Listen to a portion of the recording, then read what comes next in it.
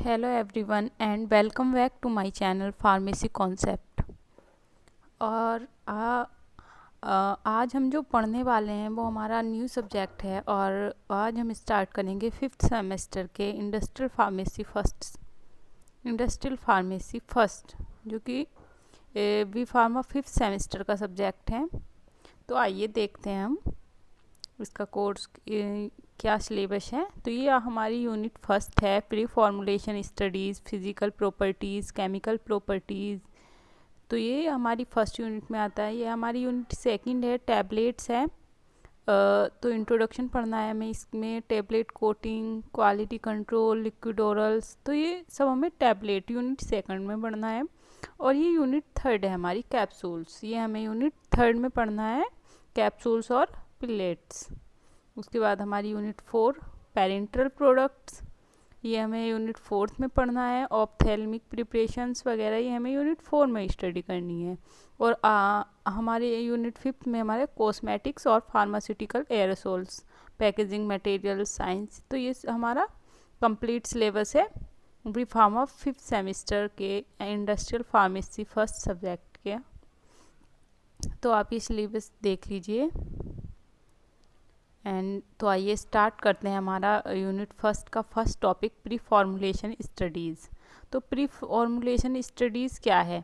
It is defined as the phase of research और development in which preformulation studies are characterized the physical and chemical properties of a drug molecule in order to develop a safe and effective dosage form. Pre-formulation study क्या होती है? Pre formulation studies होती है जैसे कोई formulation आप बनाने जा रहे हो तो उसके इंग्रेडिएंट्स को आपको चेक करना कि इनमें इनकम्पैटिबिलिटी तो नहीं है, कोई डिग्रेडेशन तो नहीं होगा, एक साथ कंबाइंड होने के बाद ये इंग्रेडिएंट कुछ साइड इफ़ेक्ट तो प्रोड्यूस नहीं कर रहे हैं, इसकी काइनेटिक प्रॉपर्टीज़ कैसी है, एब्जॉर्प्शन प्रॉपर्टीज़ कैसी। तो ये सब क्या है? हमारी प्री फॉर्मुलेशन स्टडीज़ है। ओके, तो आई थिंक आपको समझ में आया होगा। अब देखते हैं इसके ऑब्जेक्टिव्स को।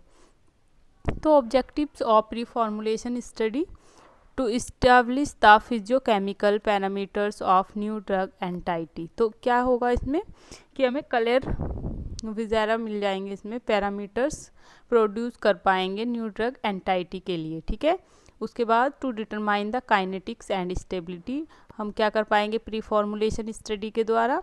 हम उनकी काइनेटिक, उनके मूवमेंट की और उनकी कितनी स्टेबिलिटी है उसको जान पाएंगे, क्योंकि हमें जब इंग्रेडिएंट का पता होगा कि उनकी क्या क्या क्वालिटी है तो हम फॉर्मुलेशन के बारे में भी जान पाएंगे, क्योंकि फॉर्मुलेशन भी तो उन्हीं से मिलकर बनी है। उसके बाद to establish its compatibility with common excipients, कि उसकी कंपैटिबिलिटी कौन कौन से एक्सिपिएंट्स के साथ है।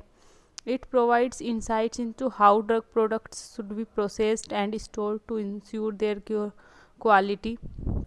तो ये क्या करता है कि जो प्रोडक्ट है वो कैसे प्रोसेस्ड करेगा और स्टोर्ड होगा उसकी अपनी क्वालिटी को इंश्योर करने के लिए। ठीक है, major area of preformulation research.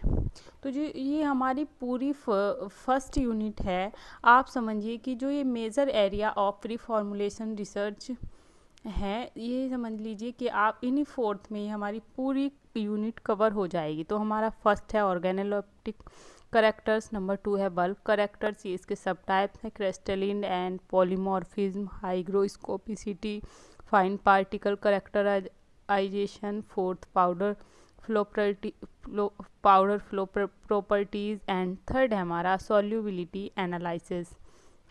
इसमें हमारा फर्स्ट है आयोनाइजेशन कंटेंट, जिसको हम pKa से डिनोट करते हैं, pH, solubility profile, common ion effect KSP, thermal effects, solubilization, partition coefficient, dissolution.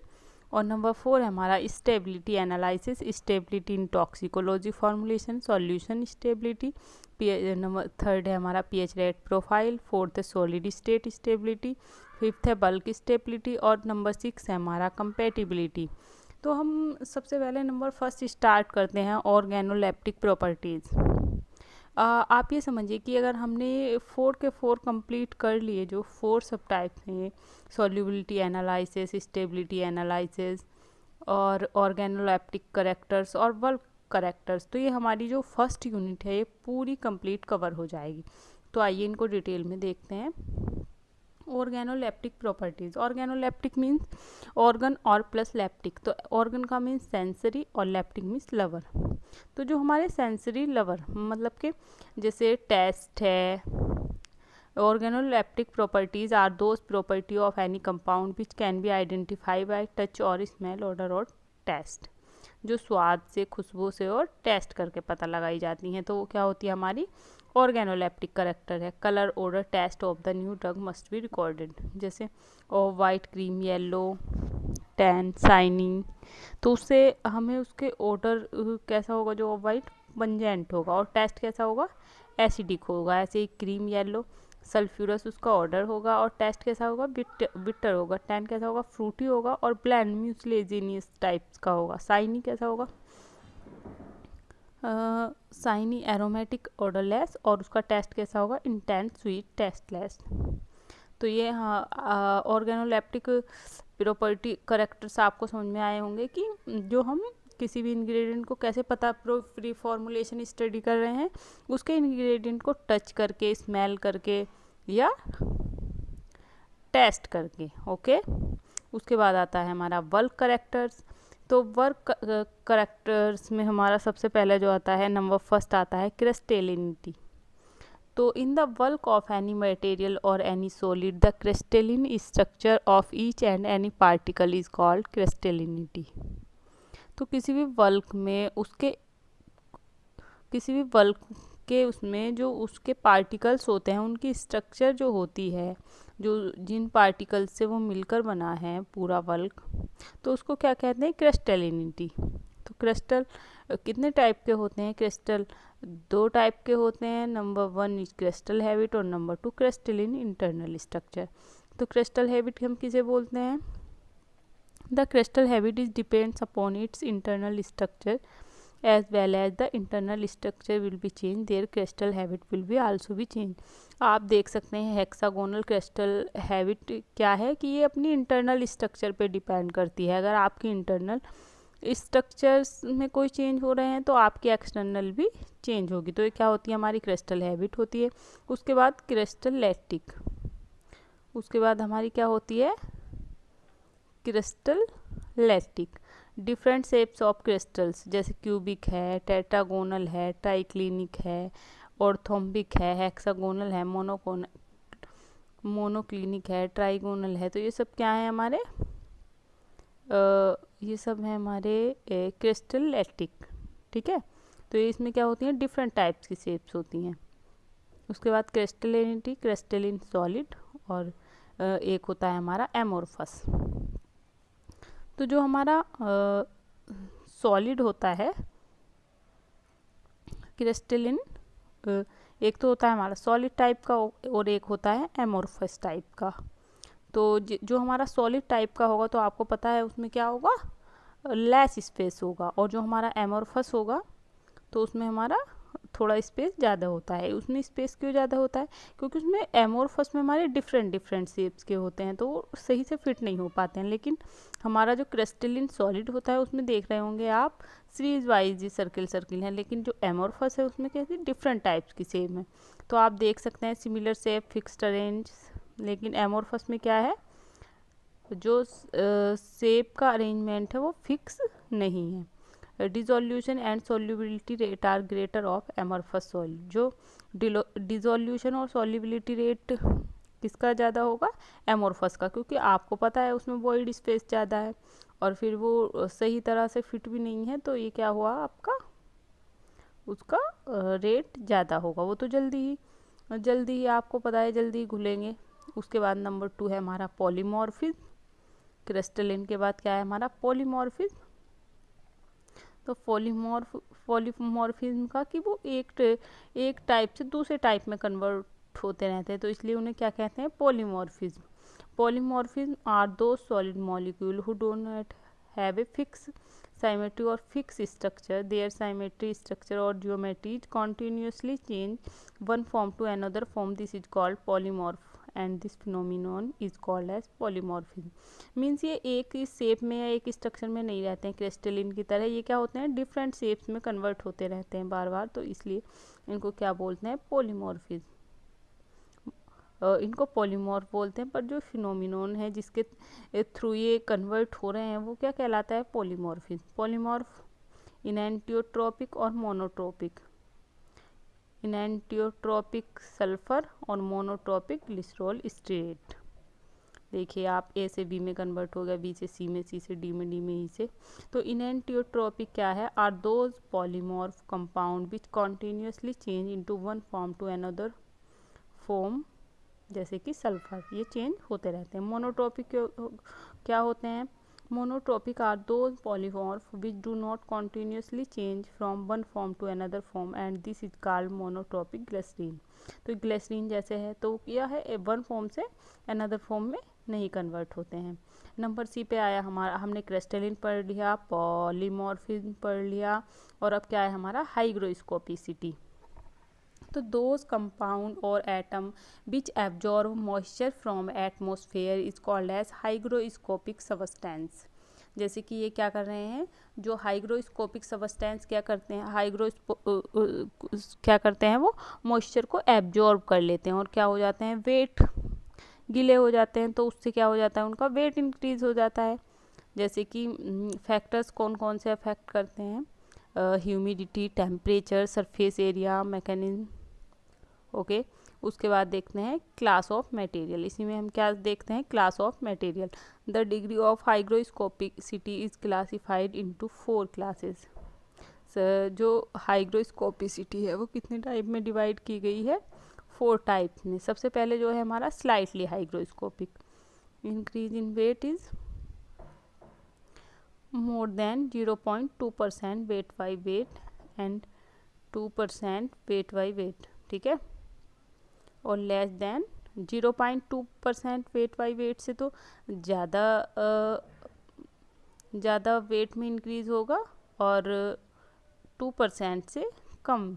Okay और ये क्या है hygroscopic, increase in weight is 0.2%। इसमें क्या होगा मतलब 0.2% से तो ज़्यादा होगा और 15% वेट बाई वेट से क्या होगा कम होगा। हाइग्रोस्कोपिक में, वेरी हाइग्रोस्कोपिक में क्या होगा, increase in weight is more than 15% weight by weight. Deliquescent sufficient water is absorb to form a solution. इसमें क्या करते हैं वो एक टाइप से एक सफिशिएंट वाटर को एब्जॉर्ब कर लेते हैं एक सॉल्यूशन को फॉर्म करने के लिए। तो आई थिंक आपको समझ में आया होगा कि हाइग्रोस्कोपिक कितने टाइप का है, एक तो स्लाइटली मतलब कम, एक हाइग्रोस्कोपिक बहुत ज़्यादा हाइग्रोस्कोपिक, और एक डिलिक्विस्केंट मतलब कि वो पूरा लिक्विड ही हो गया।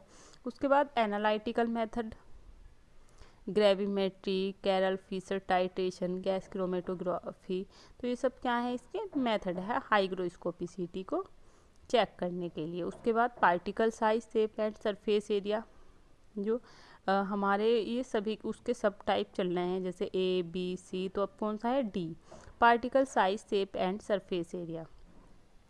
तो सरफेस एरिया भी क्या करती है अफेक्ट करती है, जैसे dissolution rate, solubility, bioavailability, density. The study of particle size, shape and surface area is very important for the determination of physical and chemical property of the drug.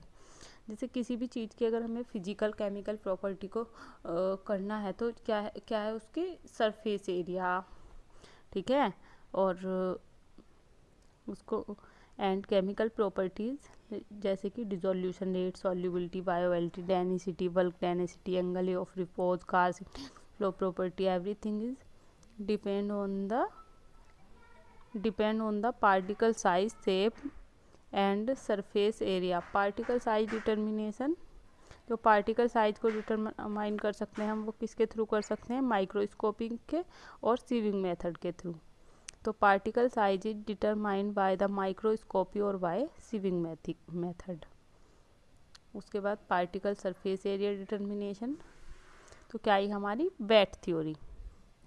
तो सबसे पहले क्या था, वेट थ्योरी मीन्स गैस की तरह use होती थी। E powder flow property, powder की फ्लो प्रॉपर्टी को जानने के लिए क्या आते हैं हमारे, angle of repose, Carr's index, bulk density, number 4 true density, number B Hausner's ratio.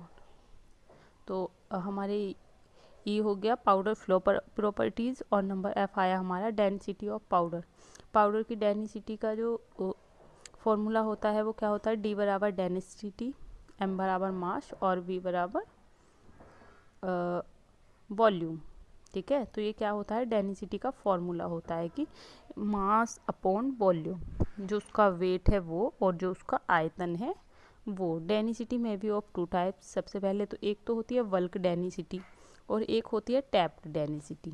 तो बल्क डेंसिटी मीन्स आपने ऐसे हल्के हल्के भरा किसी बॉक्स में, मान लिया आपने एक गिलास में हल्के हल्के आटे को भरा और उसका वेट कर लिया, आपने देखा कि गिलास फुल भर गया और फिर उसका वेट कर लिया, तो ये क्या है हमारी बल्क डेंसिटी। मतलब आपने उसको दबाया नहीं, लेकिन आपने क्या किया, दूसरे में जब आपकी टैप्ड डेंसिटी आपने ली तो आपने उसको अच्छे से हाथ से दबाया और अच्छे से ठोक ठोक के फिल किया, जिससे कि उसमें वॉइड स्पेस ना रह सके, तो वो है हमारी टैप्ड डेंसिटी। तो आपको पता ही होगा बल्क मास किसका ज़्यादा होगा, जिसको हमने ठोक ठोक के भरा है, लेकिन वॉल्यूम तो उतना ही है। तो आई थिंक आपको समझ में आया होगा डिफरेंट बल्क डेंसिटी और टैप डेंसिटी में।